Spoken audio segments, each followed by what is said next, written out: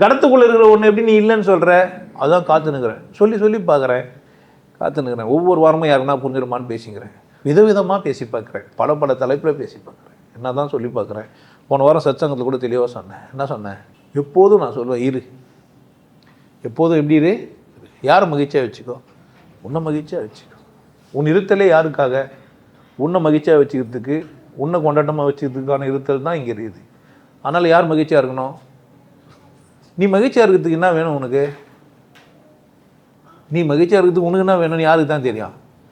உனக்கு தான் தெரியும். பாட்டு இருக்குது, டான்ஸ் இருக்குது, அதுக்கு மேலே வாழ்க்கை இருக்குது, பொண்டாட்டி இருக்குது, புல் இருக்குது.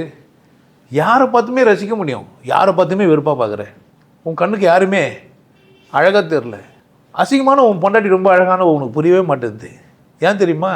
நான் அசிங்கமாகறேன், வேறு ஒன்றை பாருன்னு சொல்லி கொடுக்குறான். உனக்கு என்ன மட்டும்தான் புரியல, வேறு பார்க்க தெரியாதனால உன் பொண்டாட்டி என்ன சொன்னுக்கிற?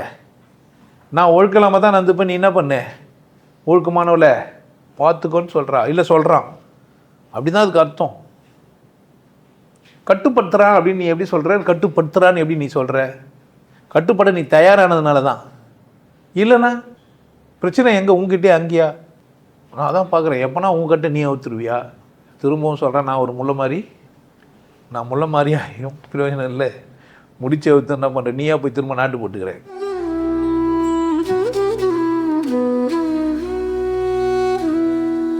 சத்சங்கம்